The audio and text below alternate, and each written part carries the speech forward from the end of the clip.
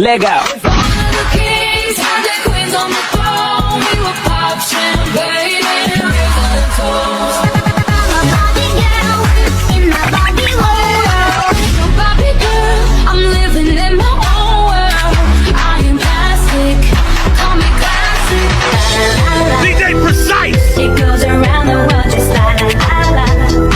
It's all around the world. Now and then I think about me now and who I could have been, and then I picture all. You are seated in a business class of the airplane, the soft hum of the engines filling the cabin.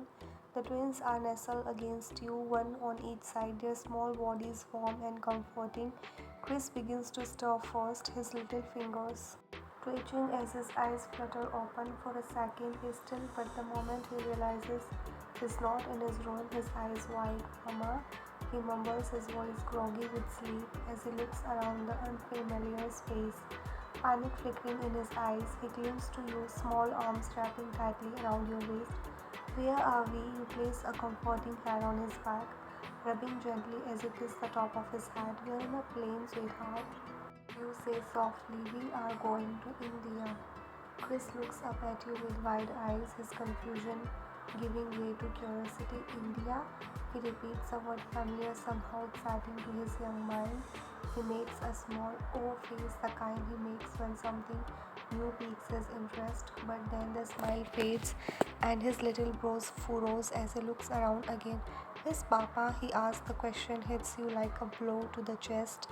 Your heart aches painfully because you know how much Kris adores his father.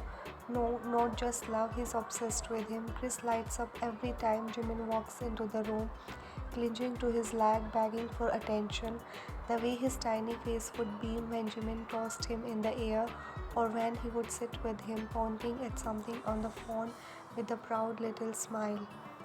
Now here you are with Kris asking for him, and the only answer you have feels so empty. You force yourself to smile, though your heart aches, and you stuck a stray curl behind Kris' ear. Papa and Aera, you start carefully, your voice soft. They'll come later. Kris' face falls just slightly, his lips pouting as he processes the information. Papa will come later in another flight. His small voice trembles, a little disappointment clear in his eyes. He turns his head to look out the window, fidgeting with his blanket, clearly bothered. Why didn't he come with us, Mama? You take a deep breath, struggling to find the right words. You can't tell him the truth, not like this, not that you and Jimin are in middle of something so broken, something he's too young to understand. Papa is busy in work, you say, keeping your voice steady, but we will see him soon, okay? Kris doesn't respond right away, his fingers gripping the edge of his seat, eyes still on the clouds outside the window. His silence cut through you, a reminder of how deeply Jimin is ingrained in your children's life. Kris is always a papa's boy, and now, even in this small moment, you can feel how much he misses him. Mama, Kris finally whispered, his soft voice and small. I don't want Papa to come later. I want him with us. Your heart breaks. You hug him tighter, pressing your cheek against his soft curls, swallowing back the emotions threatening to spill over. I know, baby, you whisper. I know. Kris snuggles deeper into your embrace, his small body fitting perfectly against yours as he lets out a quiet sigh. Will he miss me, Mama? He asks after a moment, his voice fragile. You close your eyes, holding him close, trying to push back your own tears. Of course, Kris, you say, your voice soft, but sure, Papa will miss you so much. Kris nods slowly as if he's trying to believe you. His small hands grip yours, and after a moment, he rests his head on your chest, his breathing slowly as he starts to relax again. But you know, even in this moment of quiet, that the weight of this separation is already pressing on his tiny heart. As Kris drifts back to sleep, you stare out the window, the clouds floating by in a blur. Your heart feels heavy, the sadness sinking in deeper. Now that you are finally on his plane, leaving behind the life you would build with Jimin, and the worst part, it's not just your heart that's hurting, your children are hurting too. Even if they don't fully understand why. You You watch Kris, his peaceful face resting against you, and for a brief moment, you wonder if you are doing the right thing. Living like this, creating space not just for you but for the kids, you remind yourself that this isn't forever. This it's just for some time to breathe, to think, to heal. But even if with all those reassurances, the ache in your chest doesn't fade. As the plane moves forward, you know that this journey isn't just physical, it's an emotional one, and you hope somehow that at the end of it, things will feel a little less broken than they do right now.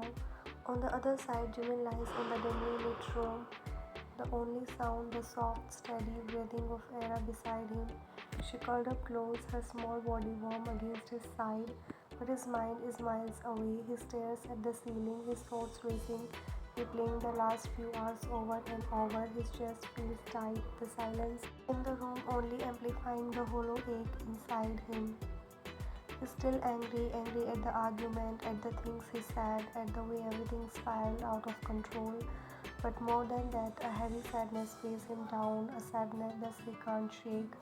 He closes his eyes, trying to push away the lingering images of you standing there, holding the twins. Your face ached with hurt as he walked out of the house. His jaw clenches and he takes a deep breath, trying to swallow the rising emotion, but it sticks in his throat. The house feels emptier now. Even though Aera is here, sound asleep, the absence of the twins is like a void that echoes in the quiet. He thinks of Kris, his bright, inquisitive eyes always looking up at him with such adoration. Jimin knows how much Kris loves him, how his son follows him around, mimicking his every move. The thought of Kris walking up and not finding him there, the confusion that would fill his little face, the tears at him in ways he didn't expect. He shifts slightly, glancing down at Aera's peaceful face. She's still too young to fully understand what's happening, but he knows she senses the tension. Jimin turns his head, staring at the ceiling again, and a sharp sigh escapes his lips. You have left, you're full gone. He didn't believe it at first, even when you stood there telling him you were talking the twins. Part of him thought with it, he thought you would stay, that maybe after coming down you would come back inside and things would somehow go back to normal, to the way they were. But now, lying here in the dark, he knows you're not coming back today, maybe not for a while. After the realization hit him like punch. He feels a sting of tears behind his eyes, but he blinks them back, refusing to let them fall. He's angry at you for leaving, angry at himself for pushing you away. He doesn't even know why he said those things, why he told you to leave without the kids. He didn't mean it, not really. It was his pride talking, his frustration boiling over, but now that the heat of the moment has passed, all that's left is regret. He doesn't know what to do, he doesn't know how to fix this. The distance between you feels too wide, too deep to cross, but as he lies there, his mind wandering to the memory of you, your soft voice, the way you look at him with you're trying to be patient, the way you love the kids, he feels a different kind of emptiness. It's not just the kids he misses, it's you. Even though he's still hurt, still upset, there is a part of him that can't ignore how much he already misses you. The house doesn't feel like home without you in it. The silence is too loud, too lonely. He let his anger get the best of him, and now you are gone. A tear slips from the corner of his eyes, and he doesn't bother wiping it away. It surprises him, this feeling of loss. He thought he was still too angry to care, thought he would find without you for a while, but now, with the quiet of the night pressing down on him, he realizes how wrong he was. You're not just his wife, you are the center of everything. The kids, the home, the love that keeps his family together. Without you, another tear falls, and this time he lets it. He lies there in the dark, staring at the ceiling, his heart heavy with the weight of everything that's happened. He's angry, frustrated, but more than anything, he's sad that he didn't handle things better, sad that you are gone, sad that he's lying here missing the twins, missing you, and not knowing. But then Jimin's heart skips a beat as his phone buzzes on the nightstand beside him. The sharp sound cuts through the quiet, and for a second he feels a mix of anticipation and fear. He reaches over, glancing at the screen, and when he sees the name, his breath catches. It's you.